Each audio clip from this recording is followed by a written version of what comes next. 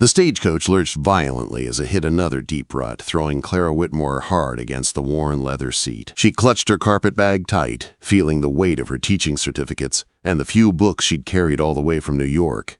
Outside the small window stretched an endless expanse of Arizona territory, red rocks, cactus, and sunburned earth that mocked the green hills she'd left behind. "First time out west, miss?" the grizzled driver had asked back in Tucson 3 days ago. She had only nodded, afraid her voice might betray the ache still twisting inside her. 6 months. It had been 6 months since Charles had stood before their friends and family to announce he was marrying another woman, a woman with a proper dowry, and the kind of family his merchant father approved of. Clara pressed a gloved hand to the dusty glass, watching the barren land blur by. She'd accepted a post at a mission school near Fort Defiance, teaching both settler and Apache children. The farther she could get from New York's whispers, the better. Let them gossip about poor Clara Whitmore, the woman abandoned at the altar. Out here, no one would know. Out here, she could start over. 4 cavalrymen rode beside the stagecoach, their blue uniforms dark with sweat under the brutal sun.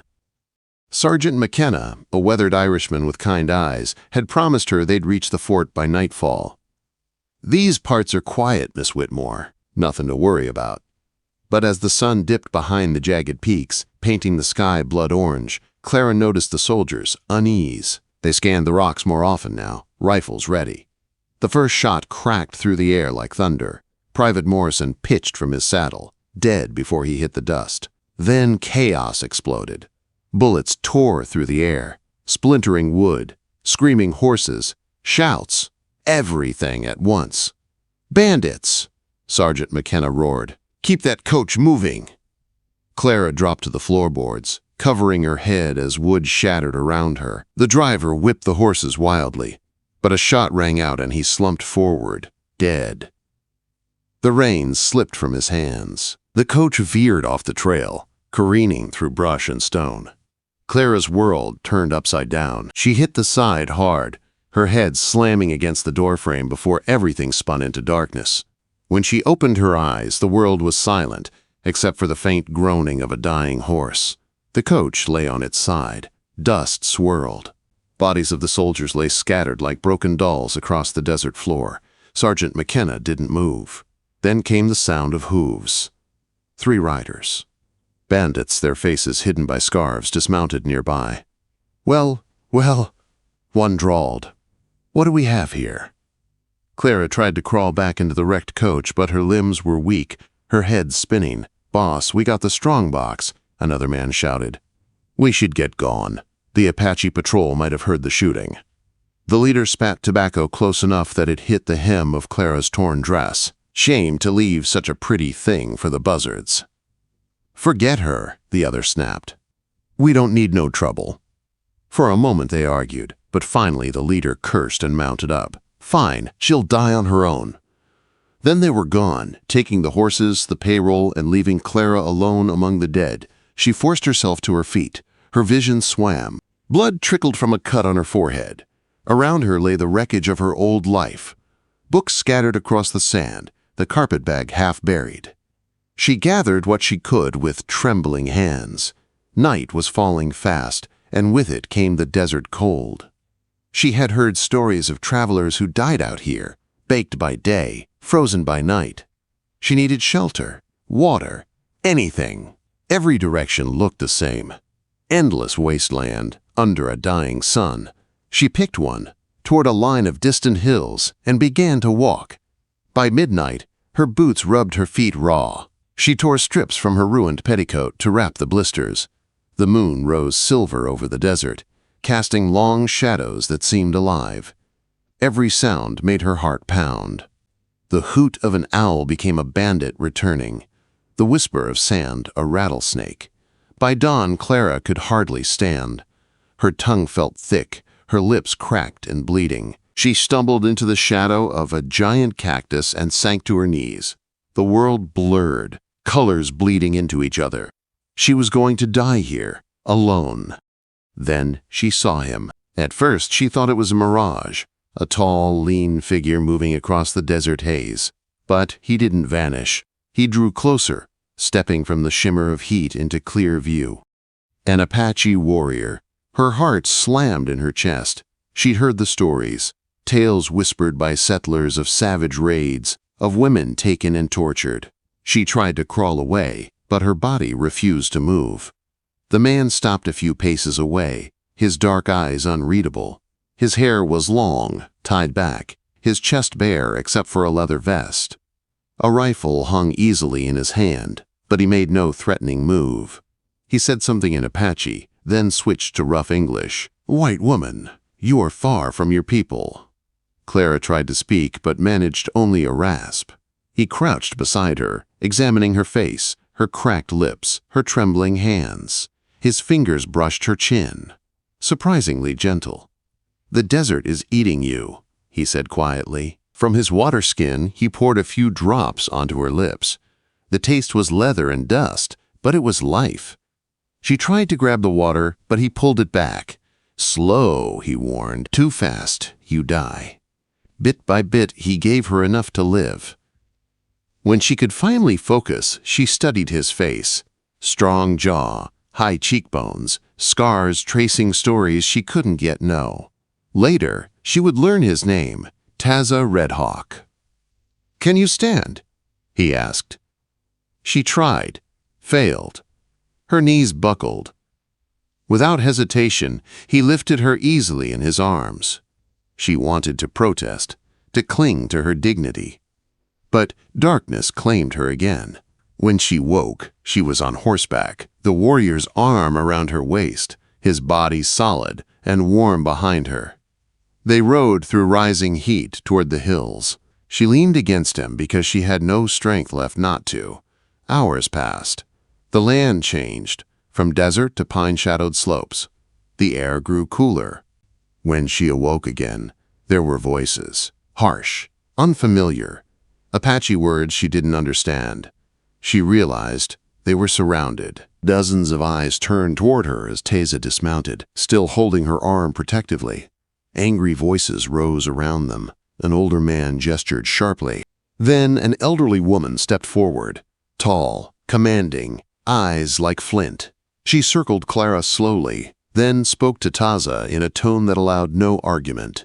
Taza's jaw tightened. He turned to Clara. "You have been alone with me," he said at last. "An unmarried woman by our law, this brings shame." Her head spun. "What are you saying?"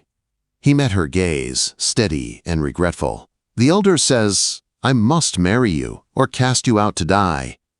Clara stared, too stunned to speak. The desert had tried to kill her once. Now its people, and their law, would decide her fate. Clara couldn't believe what she'd just heard. "Marry you," she whispered. Her voice cracked from exhaustion. "That's absurd." Taza stood tall before her, his dark eyes unwavering. "It is not choice," he said calmly. "It is law." Around them, the Apache camp watched in tense silence. The elder woman's command had silenced the men's arguments. Even the children stood still, wide-eyed. The air felt heavy, thick with expectation. "I'm grateful you saved my life," Clara stammered, "but I can't." "Fort Defiance," Taza interrupted quietly, "is 3 days, ride through desert. Alone, you die before nightfall." Clara's pulse hammered. She looked at the mountains that hemmed in the valley. The same wilderness that had nearly killed her once waited beyond them. Taza gestured toward the crowd. "Already they speak of shame. The law says you are now my responsibility. If I keep you here unmarried, I bring dishonor to my people. If I send you away, you will not live to see another sunrise." "Then send me to the fort," she said weakly. He shook his head. "No white patrol comes this deep. You are too far. The desert will take you." The elder woman spoke again, sharp and final. Taza's face tightened as if struck. "What did she say?" Clara asked. "She says the sun grows high. I must choose now." He looked back at Clara, his gaze unreadable. "And you must choose too. Wife of Taza Redhawk, or woman alone in the desert." Quote. The circle around them seemed to close in. Clara felt every eye on her, waiting, the The wind tugged at her torn sleeve. She thought of the soldiers, bodies lying in the sand, of the bandits' cruel laughter, of the endless miles of nothing. She had run from New York to escape one man's betrayal, only to face another she barely knew asking for her hand or her life. Her lips trembled. "Your name," she whispered, barely audible. "I don't even know your name." "Taza Redhawk," he said. "And yours?" "Clara Whitmore." He nodded once, then turned to the crowd and spoke in Apache, his voice strong and steady. The reaction was immediate. Murmurs, some approval, some resentment. The elder woman, satisfied, clapped her hands once. The others began to disperse. Clara swayed on her feet. "What did you tell them?" Quote, "That the white woman accepts," he said. His eyes held hers. "That you will be my wife before the sun sets." And just like that, Clara's fate was sealed. The ceremony was nothing like the wedding she had dreamed of as a girl. No church bells, no silk gown, no smiling faces. Just a circle of firelight inside Taza's wickiup, the scent of sage and smoke thick in the air. The elder woman, whom she learned was called Kosada, painted symbols on Clara's cheeks with red ochre while chanting words she couldn't understand. Her trembling hands folded around a strip of white deerskin that bound her wrist to Taza's. Taza stood across from her, wearing a fringed shirt adorned with beadwork, his hair tied back with eagle feathers. His face was solemn, his gaze unwavering.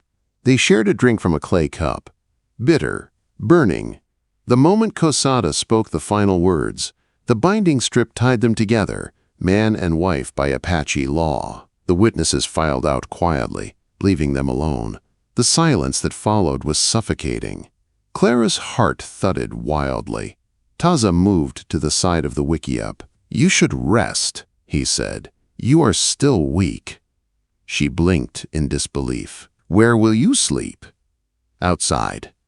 "But this is your home." He hesitated, his expression unreadable. "You need not fear me. I will not touch you without your consent. This marriage is for your protection, nothing more." He stepped into the night, leaving her alone with the flickering firelight and the weight of her new life pressing down like stone. The next morning, Clara woke to soft voices outside. 3 women stood by the entrance. Ayana, a shy girl with bright eyes, and 2 older twins, Nasha and Doba, whose expressions were far less welcoming. "I am Ayana," the younger said in careful English. "We teach you." "What do you mean, teach?" Clara asked. Ayana smiled. "Apache way. How to live here." And so began Clara's trial by fire. From dawn to dusk, the women showed her how to grind corn on stone metates until her arms ached, how to scrape hides until her fingers bled, how to gather mescal and prepare it for roasting. Her fine city hands blistered and split. Nasha scoffed openly. "Your hands are like baby," she said, soft and useless. But Ayana was kind. "You learn quick," she said, even when Clara knew it wasn't true. The men mostly ignored her, though she felt their eyes following her as she moved through the camp. The children were curious, creeping close to giggle when she tried to speak Apache words. Every morning Taza left with the hunters, and every evening he returned, always checking on her. He never intruded but always noticed. When she failed to light her cooking fire one night, he crouched beside her. "You hold the drill wrong," he said gently. He positioned her hands correctly, his larger ones covering hers. The contact was brief, but her heart gave a startled leap. "Why did you save me?" she asked suddenly. He didn't look up from the tinder. "Would you prefer I had not?" "That's not an answer." He paused, then said quietly, "My mother was Mexican, captured in a raid when she was young. My father found her dying in the desert. He could have left her or sold her. Instead, he saved her. Later, she became his wife." He looked at Clara then, the faintest trace of a smile at the corner of his mouth. Sometimes the desert brings unexpected gifts. The fire caught, small and bright between them. "Is that what I am?" Clara asked softly. "A gift?" Quote. Taza's eyes glimmered in the firelight.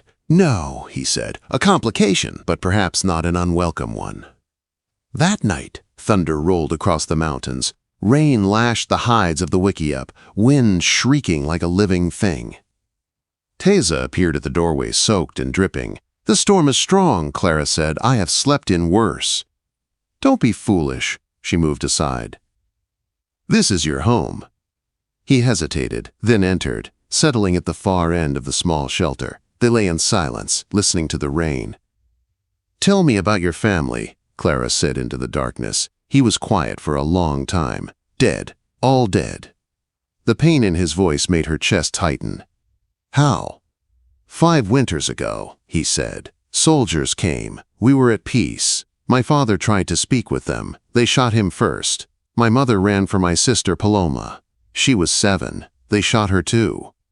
Clara's eyes burned. She reached across the darkness until her fingers brushed his hand. He stiffened, but didn't pull away. Is that why your people hide here? She asked softly. Some would rather die free in the mountains than live on their knees on the reservation. His fingers tightened around hers briefly. Now sleep. Tomorrow, your bread-making test. Clara smiled faintly, though tears slipped down her cheeks in the dark. Sleep came slowly. She listened to the rain, to Taza's steady breathing across the space between them. She thought of the life she had left behind, the man who had betrayed her, and the strange warrior who had risked everything to save her. In the heart of the storm, a seed of something new began to grow. Fear, yes, but also curiosity. And perhaps, though she dared not name it yet, the beginning of trust. The days turned into weeks, and Clara found herself learning more than she ever expected. Her hands, once soft and delicate, had grown calloused. Her skin, once pale as paper, now carried the sun's bronze. She could start a fire without help, sew moccasins, grind corn, even laugh with the children who no longer feared her. Yet not everyone accepted her. Elu, Kurek's wife, often whispered sharp words in Apache when Clara passed. She didn't need to understand the language to know the meaning. One afternoon, Ayana hesitated before translating. She says you make Taza weak, that a white wife brings white soldiers. Clara felt her stomach tighten. Perhaps she's right, she said softly. But when she told Taza about it that evening, his voice was firm. Kuruk's wife fears change. Fear blinds people. But you... He looked at her, his eyes steady and warm. You learn. You listen. That takes courage. Clara didn't know what to say. Courage was not a word she'd ever thought applied to her. A few days later, a messenger rode into camp, breathing hard, his horse covered in sweat. He spoke rapidly with the elders, and Clara caught enough words to understand one thing. Soldiers. They were close. That night, Taza came to her wickiup early. Some of the elders say we should move deeper into the mountains, he said. Others think we should give you to the soldiers. Clara's heart stopped. Give me. They say you bring danger. His jaw clenched. But I will not allow it. You are my wife. I protect what is mine. Quote, I'm not truly your wife, she whispered. This marriage was only... Taza stepped closer, his gaze burning. Only words? Only law? You sleep under my roof. You wear our symbols. You have my name. What makes a marriage true in your world that is not true in mine? Clara swallowed hard. In my world, it is love. Then your world is lucky, Taza said softly. Because in mine, love comes after survival. The council's arguments grew heated, voices echoing into the night. Clara could only watch from afar, heart pounding. When it ended, Taza returned, weary but unbroken. We will stay, he said. They agreed you remain, but we must be ready if soldiers come.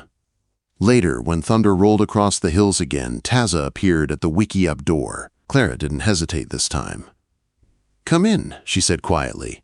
He did. They lay side by side, the small space filled with the scent of rain and smoke. Thank you, Clara whispered, for defending me. You are surprised? Quote, I'm grateful. He turned toward her in the dim light.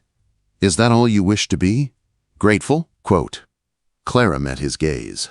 I don't know what I wish anymore. Everything here is different. Different is not always wrong, he said. No, she agreed softly. Not always. They fell asleep like that, not touching, yet no longer distant either. The test came sooner than either expected. 2 days later, a whistle cut through the air. Sharp! Urgent! Soldiers! Ayanna grabbed Clara's hand, pulling her toward a hidden cave. You hide! She hissed. No, Clara gasped.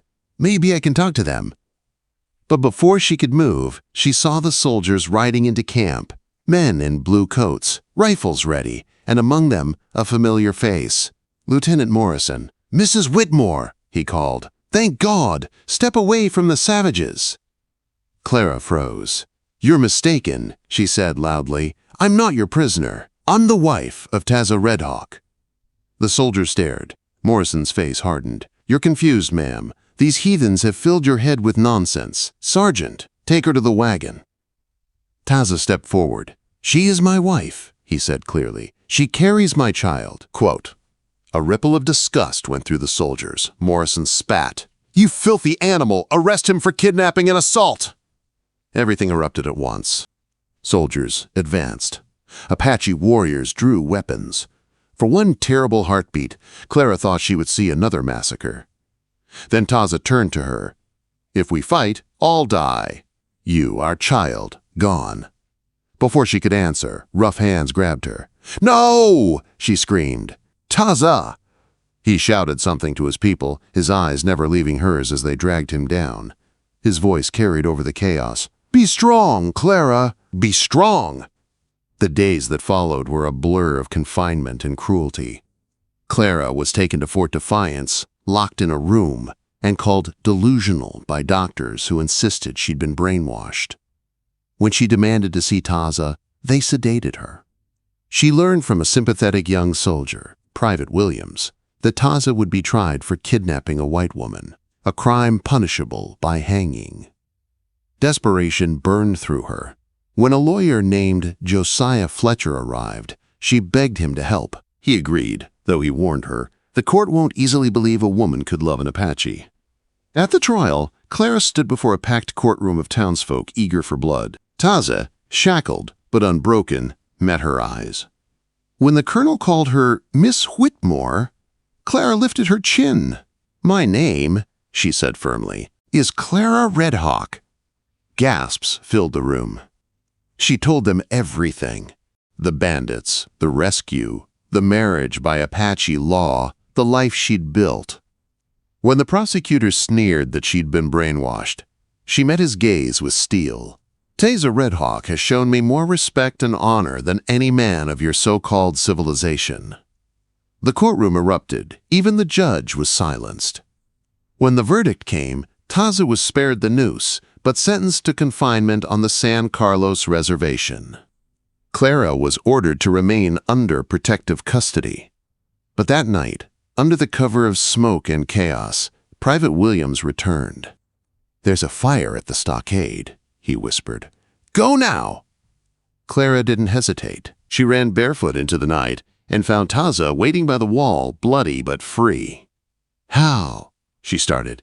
Later, he said, lifting her onto a horse. We ride! They vanished into the desert darkness as shouts echoed behind them. For 3 days, they rode without rest, until at last they reached a hidden valley, an ancient place of red cliffs and quiet streams. There, the survivors of their band waited. Ayanna, Kosada, the others. That night, beneath a sky filled with stars, Clara gave birth to their son, Samuel Taza Redhawk. When the baby's first cry filled the air, Taza knelt beside her, tears in his eyes. He is our bridge, he whispered, between two worlds. Clara smiled weakly. Then he will know both your strength and my stubbornness. Years later, Clara would look back on that night and realize that the desert hadn't tried to kill her. It had stripped her of everything false, leaving only what was real. Not the woman abandoned in New York, not the frightened teacher on a stagecoach, but Clara Redhawk, wife, mother, and survivor. She had come to the West to escape shame, and instead found honor. She had fled heartbreak and found a love fierce enough to defy two worlds. The desert had taken everything from her, and in return, given her everything she truly needed. And when Teza looked at her that night, his voice rough with awe, he said the words that had once sealed her fate, but now bound her heart forever. "You must marry me," he murmured again, smiling faintly. "Tribal law commands it." Clara reached for his hand, their newborn son between them, and whispered, "I already did." The wind sighed softly through the canyon as dawn painted the sky. And in that hidden valley, where two worlds had collided and become one, love had finally found its home.